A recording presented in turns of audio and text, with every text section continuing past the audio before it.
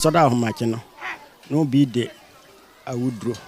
It's Ebusia for Yamma Kwababium, Embra Ghana in Sem TV, so bidding at the promise. Ebusia, and was MB SC, Ewo, Krobi so Ewa Ghana Hanum say, Nanina say, in Suya, Omodinua Adriane, Edema, a yet school colano, only Paboni forbid the poison, Akogumu, Arches Ebusia, the S watch the SONI, and Sao catch the Ebusia. Every video number, Nevia, the Beppen Semple, na yedin komo. Soda Humachino, no be de Awudro, Abegu Minshu. Into Odia Awudro Begu Minshu, no. Menso me wahano, me no bia ente bonnet. Into Udro no ekita me wahano, dia na odi Begumun, and I kutamen. I Nkura Aduro, and a Nipano Ayade, a Tamabro, and a warrior, and our dear Nkura Aduro no frame. Tank no Nasi Hornman, and our dear Kogun. Me yere so na eye adwane eye den etonwa school for nkwala ono so osan nwan canteen no e ma omo nti de eye ne se ada no na akwahia school da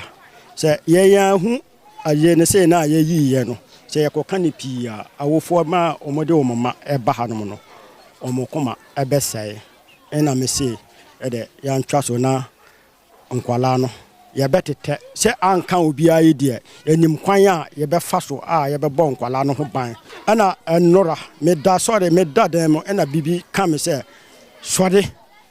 pie ena me sori pie ye nti me sori pie ye no na me hu papa no saa tam na aya wan anajo wan nti wo ba ho no na me so meti ha no ena me hu no nti wo tete ni na me so metete ena wo ba nsuo no ho ba bia odi kan ede ye no ena o gina honum na me so ma so dia betena buta na eda honum ena o gina ho steam sa na minim so okokora enti me ye ma dwen se ma mem so don hwe se nipa na o ne nam ha se no o gina ha sa o ye bibi ana se o ye bibi ana se wo kọ enti me so de me beduru ha ya na me hu se o gina honum enti o gina honum no na me bisa no se wo pede ena wadana no ho a wo so mirikam wadana no ho a wo so mirikam ena me gu no so na wadwane ya ena me tiam se kronfo ena wadwane Ebusuya nsam esi ewo Ghana hanom se ebusuya nipa da sani etimi the poison eye Nkura Aduro akogu eye nsuya maame de nua aduane ton na afi osanso de nua aduane e de ma school ne kanti according to papa no o say omu hu se aduane no ase bibi nko yie so almost sorry na me nipa ni ja poison ne to no mu say obi be poison ade eno nti won de bi ma aboa bi di hwe na aboa no bibi ye no enti omambo amane anye dedede wo kronum say esa na e de ohun na be to kro ni so ono yes okay and the obobo timing na nipa obi di sa nyina bra asem no omatimi apen no my den omache no ti we no say the next day no odaye no wanda omache be 12 to 1 ohun say asa obi nam porch ni mu obi ni nam one was why na nam porch ye fie mu ha by this time who say show say village who they walk around this place by this time 1 o'clock what they do so onko sha papa na kire se busuya wa ba fie ono ma o sha like I say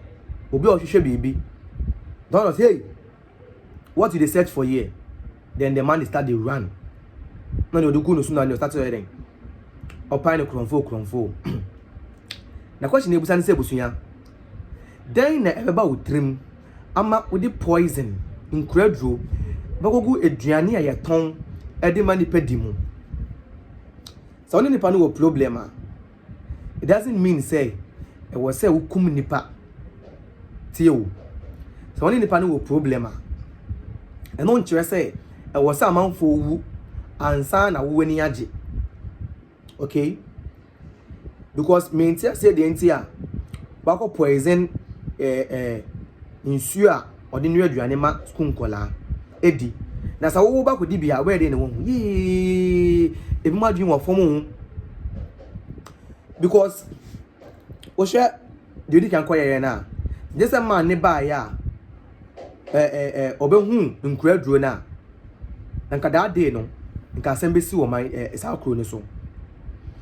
nka asembesi wo kuro no so anka nipa ebewu no kanipa ebewu ne busu yanka nya asem ketewa so oya sad na tesa an take effect no ena so hwem was ade ya me ye amfa ebia no mahu akire enti o mahu akire dia then na menye ena o se me say den me ko second time me ko no ko ye biom na o hwe according to papa na o se nipa ye ka ne ho asem ye obi a wanyini kakra ne fie ne be ye 40 plus going according to information me sa kan underground no na papa na ye ka ne ho asem no o ye wicked man bia ono no ni bre sa man we ne yere no what you say so eni bre den kona nipa na ye wo a no nti opese okum nipa wo ho ense nipa ni wu wi a woni beji ana that's the question na Ghana for Eden ebusa because mimi hu nyansa ewom say baka so ko poison obi then na AC wo Ghana mu kwakwa say see an insecurity wo man na anu aye din ene bete see we yewuda ha ya poison we ya kidnap we ya ye we say no this is becoming too much and I think say also the authorities now my name no almost sorry because ama dey say Ghana hanum say no country no enye save citizens enye save timamufo enye save and when make actual no we are not safe in this country